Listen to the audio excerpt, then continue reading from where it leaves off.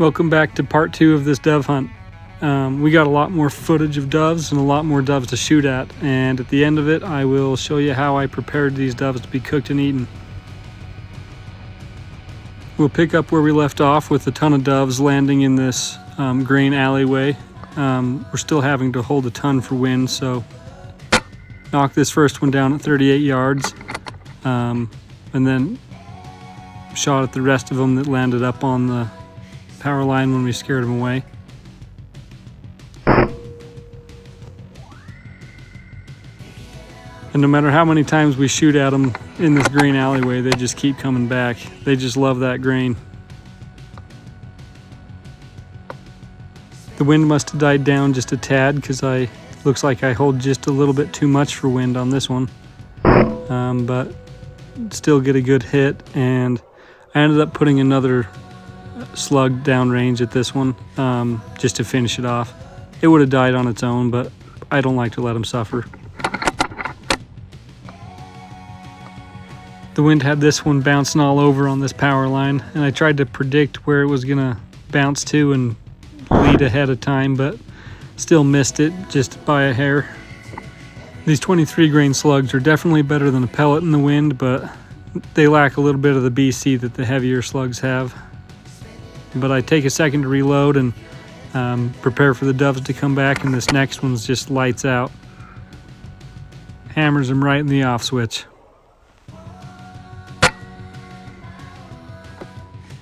And it wouldn't be a real hunting video if I didn't show a few misses. But what can you expect? The wind was a constant of 16 miles an hour with gusts up to 30. Before long, they were back in the grain pit again, and I was back to trying to guess the wind as it swirled over the concrete wall, but this time we guessed right. And just like I expected, the rest of them flew right up to the power line, and we got another solid hit.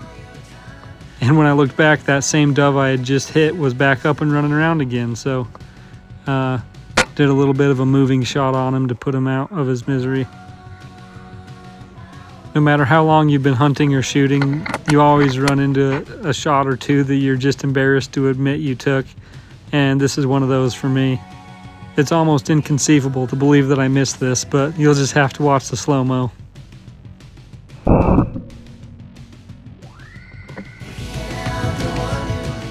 Most of the time it's fun to go back and watch the footage from the day, but this one just hurt. After that bad miss, I just had to get out of the truck and walk around a little bit to ease the pain, so I made the circle and picked up all the dead ones and brought them back to the truck to take home for dinner.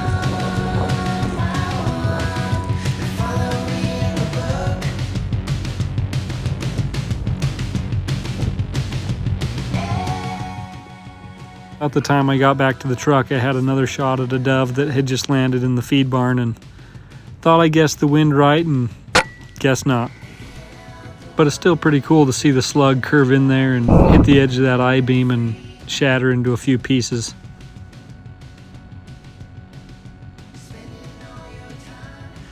Back to the grain pit one more time. They just love eating that grain. It's almost hard to pick a target when there's this many of them wandering around out there. The Nielsen slug makes quick work of this one, and I watch him in the scope to make sure he doesn't run off like that other one. And just like always, right back to the power line, and I end the day on a nice hard off switch shot to the neck. And as we were packing up to head home, a huge flock of sparrows came in and just started demolishing the grain pile. So I filmed as Nick shot. I didn't know which one he was shooting at, so I zoomed in on the wrong one, but you can still hear it pop. Got him. At this point, we were both out of air, so we headed home, and I did a little bit of behind-the-scenes prep work on the doves and started cooking them up. All right. So I have already taken the dove breasts and deboned them. Some of them I cut in half because we're going to go into some of these smaller peppers. So yeah, with these Eurasian doves, they are, I mean, like, look at that piece of meat. Like, that is a big piece of meat to come off such a little bird compared to the the native mourning doves that we hunt most often around here. Yeah, I just stuffed these are kind of nice. These are some mini sweet peppers. They're kind of separated in halves. Alright, so something I forgot to do is usually I give these some salt. So there's a little bit more flavor on the inside of the pepper. That was already done. But these lighter colored ones, they are a mini sweet pepper. They have a nice flavor and a little less heat if you're looking for a little less heat. But we also have a couple of jalapenos that we're going to do. So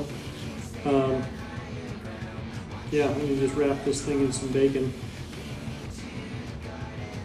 Never have enough bacon. Usually I try and seal that up a little bit, but I'll just put a toothpick through it.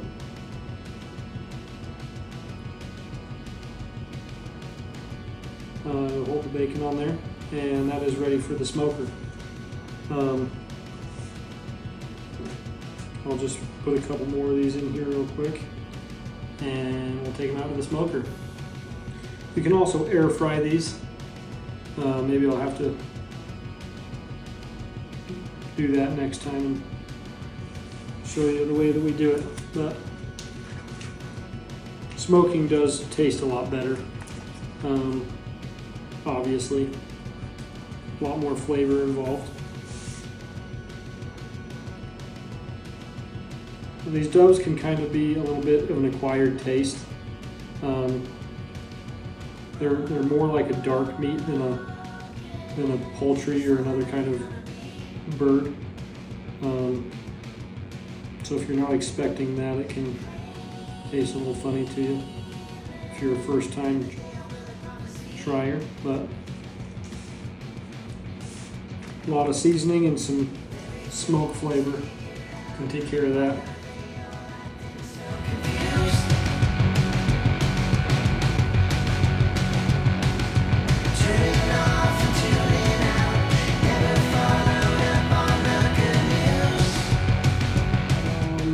Peppers.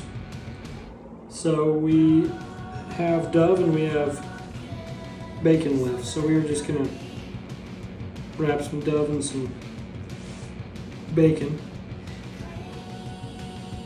Maybe I will even try some cream cheese in there.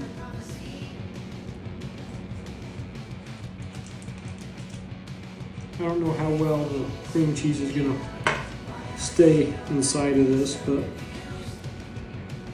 we'll give it a try. We'll see how it turns out. All right, so they are all seasoned up. I'm gonna start with the steaks first. The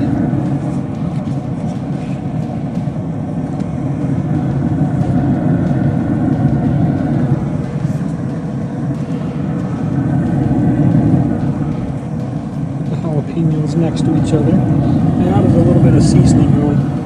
About half of these. It's a seasoning that we've been wanting to try. It's kind of a butter garlic.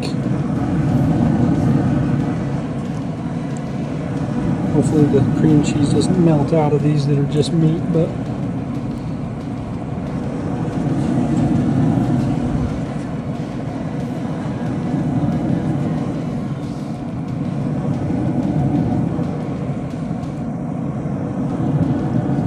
we just have the leftover little bits of dove we're going to put on this side.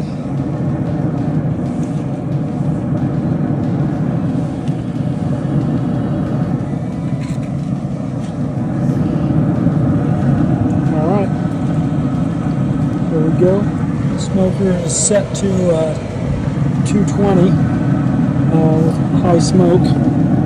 We're just using the competition blend. We just pulled the Dove jalapeno poppers off of the smoker. Temperature checked them with this little thermometer. They usually you want to do poultry up to 165 degrees. Those are at 150. I don't think that since it's kind of a different meat than chicken. I don't think you have to get it all the way up there, but we might sear those on this pan. I usually bring my steaks in off the smoker, and this would have been easier with a spatula, but I like to sear them after I'm done smoking them. So I get them almost at temperature, and then pull them off the smoker and finish them on the cast iron. Puts a nice seared crust around it. All right, just to follow up, that right there, that is how I will be cooking my doves for the rest of my life. That is amazing. It's just a piece of dove rolled up in there with some cream cheese, a piece of bacon, and some salt, garlic salt, a little bit of pepper. That is better than any dove I have ever had. Seriously. That's it for today, everybody. Thanks for watching, and don't forget to subscribe. I have more content coming. It's just been a little slow lately. My wife and I have been remodeling our house by ourselves, but we're almost done, so more videos coming soon.